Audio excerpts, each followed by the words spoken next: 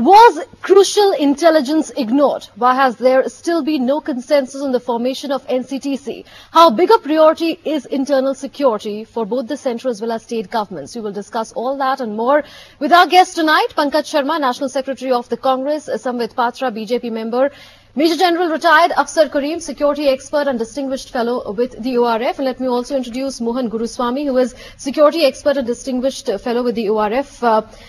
Mr. Patra, what do you make of the Home Minister's statement that there was non-specific information that was given by the centre to the state governments 2 days before the blast? Even the Hyderabad Police Commissioner is saying there was no specific intelligence. See, Munmun, I see the whole thing in this issue that it is a coordinated attack with uncoordinated preparedness as far as the state of India was concerned. Look, whatever statement the Home Minister has issued has only added to the confusion in the sense that yesterday when we heard after the unfortunate incidents, when he came out and when he spoke to the media, he told that, well, we had specific threat perceptions which were given to the state government and the state government should have acted. But when the state government was questioned, the Chief Minister said that, well, yes, those had been forwarded to the police department. But the Home Minister did not say there was a specific intelligence. Threat perceptions. We knew of that such attacks were going to take place. We knew of it.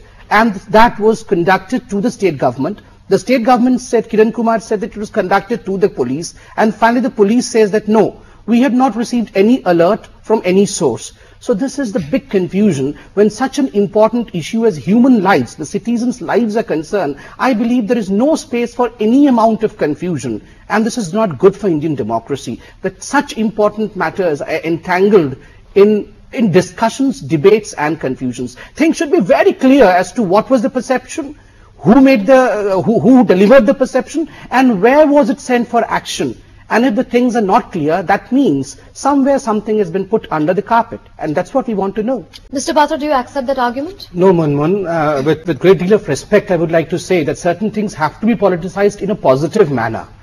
Negative politics is something different, but a positive politicalization of such issue is very essential because if these issues are not debated, not discussed thoroughly amongst the politicians of the country, what are the politicians meant for? Are they meant for roaming about in the beacon cars and living in the Lutin zone bungalows? No, they are meant to look after the security of their citizens, and that is why they have been elected. And time and again we have failed to do so. So who is responsible? The politicians, and it can be sorted out through a neutral political debate, but the buck has to stop somewhere. Look, political debate is a different thing. Playing politics is a different thing. I'm saying negative politics should never be played, sir. But positive politics, all the political parties have to decide as to where they have gone wrong. Let me remind the House, 26/11 was almost as if it was a watershed. The whole country had come together, pledged that we will not have a repeat of terrorist activity in this country. But what went wrong? This was the 11th attack after 26/11.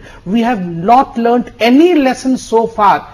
Are human lives just for debates, or are we going to learn something? I really want to make a statement. It is enough of compensations, condemnations and consolations. Now it is time for competence. If competence was lacking somewhere, he or she's head has to roll. Did anybody resign? One question which is asked of the BJP is why the dithering over the formation of the NCTC? Why are BJP-ruled governments putting a spanner in the works insofar as the creation of NCTC is concerned? No, Munmun, we have learned the hard way, you know. I mean, we have learned that the central government is in constant search of tools to deter us from moving ahead. And NCTC, we believe, in the present format would probably jeopardize the federal structure that is very essential for the Indian democracy to function in a non-partisan manner. And deliberations are always open. We never say that we do not want deliberations. Deliberations are always open. Dialogues and deliberations would always resolve an open way for the future. And I believe our leaders would look into this matter at the earliest possible time.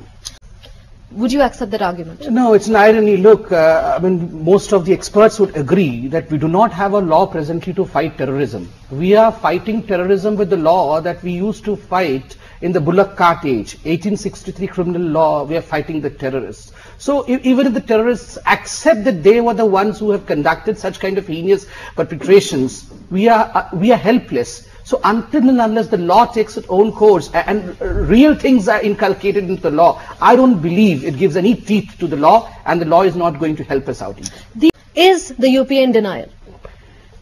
In fact, if I remember correctly, speaking on Maoist terrorism, I remember the Honorable Minister, Mr. Chidambaram himself had said that we are in denial. And yes, it is in denial. Let me bring on 2 points, very important points, which shows that we really lack intention. If you remember 2001 Parliament attack, post the Parliament attack, because the Parliament attack was by virtue of the red beacon car where the perpetrators flashed that they were workers of Home Ministry and they entered the complex of Parliament and they bombarded the Parliament. After the incidents, in fact, Supreme Court came out with notices as to who are the people who are supposed to use these red beacon light cars. But look, 11 years and 12 years after the incident, still now the red light beacon cars are going rampant everywhere. As Sarpanch in Uttar Pradesh or beats in Madhya Pradesh, they have red light beacon car. Why has the government not unleashed terror on the people who are using these red light cars out of the turn, who are not supposed to use it? That shows that we debate and we forget the topic. You are referring to a bigger issue of police reforms here. There have been at least 7 directives which the Supreme Court has given. This is a broader issue of police reforms. Okay, I'm afraid that's all the time that we have for this discussion. Thank you very much for joining us on Newsnight.